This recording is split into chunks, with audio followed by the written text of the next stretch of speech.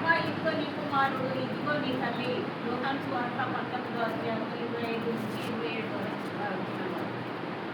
అందరికీ చేతిలో దేవుడు శిల్వలో పలికిన థర్డ్ వర్డ్ నేను ఇప్పుడు చెప్పబోతున్నాను. ప్రార్థన చేస్తున్నాను.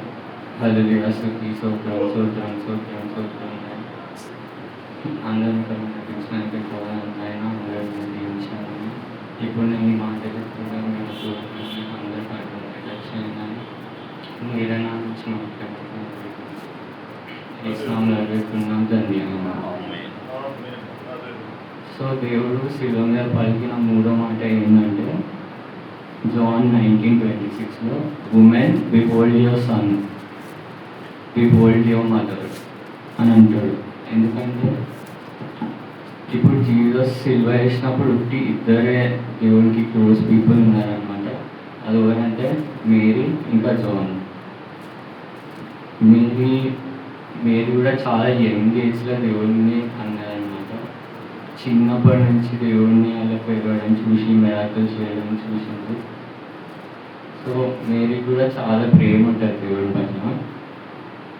అయితే దేవుడు సిల్వ నుండి అంత పెయిన్లో అంత సఫరింగ్ ఉన్నప్పుడు కూడా వాళ్ళ మదర్ గురించి ఆలోచించాడు.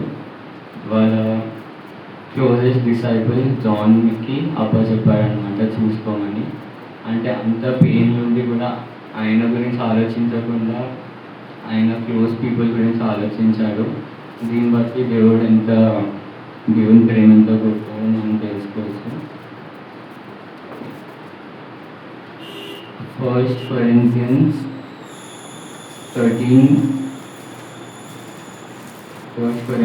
13:7 ఏమన్నంటే love bears all things, believes all things, hopes all things and endures all things.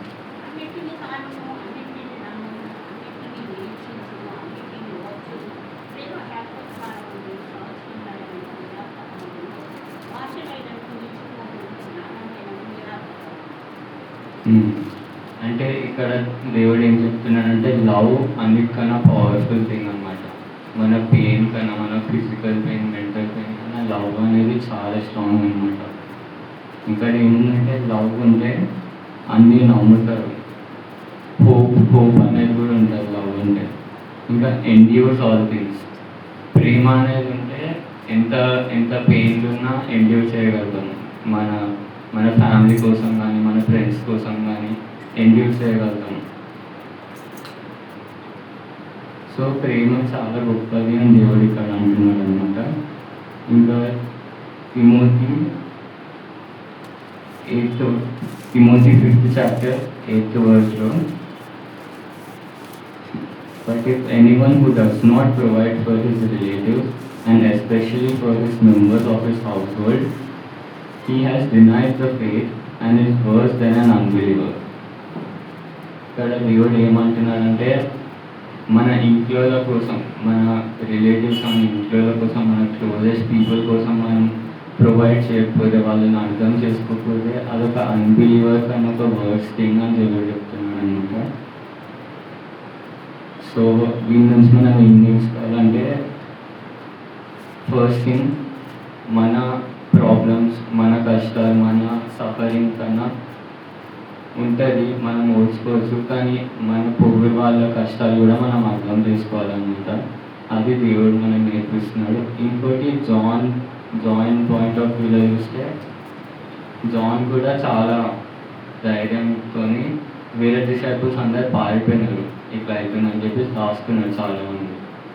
కొంతమంది అయితే అసలు తెలియని కూడా తెలియదు చాలామందికి. కానీ జాన్ ఎప్పుడు దేవుడితో ఉన్నాడు.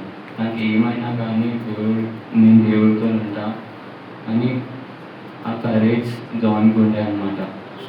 సో జాన్ నుంచి కూడా మనం ఏం నేర్చుకోవాలంటే ఒక్కరికైనా ఏ బాధలు ఉన్నా కానీ వాళ్ళ కోసం ఏమైనా చేసే పొజిషన్లో మనం ఉండాలన్నమాట.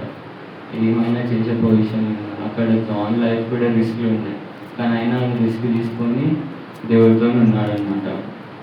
మేరీని చూసుకొని లైఫ్ లాంగ్ అట్లా ఉన్నాడనమాట. అందుకే దేవుడు జాన్ని వేరే డిసైపుల్స్ కన్నా చాలా బ్లెస్ చేసిండు.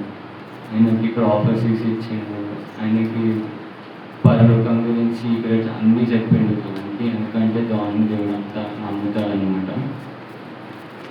సో ఈ త్రీ థింగ్స్ మనం దేవుడి నుంచి, ఈ మూడో మాట నుంచి మనం నేర్చుకోవాలి. ఈ చిన్న వాక్యం దేవుడు జీవించండి. ప్రార్థన చేసుకుని హల్లెలూయా, స్తోత్రం స్తోత్రం స్తోత్రం స్తోత్రం స్తోత్రం. మాతో ఈ మూడు మాట నుంచి మాట్లాడడానికి బాగున్నాను. దీన్ని బట్టి మీ ప్రేమతో గొప్పగా నేను తెలుసుకునేటట్టు చేయండి. మేము కూడా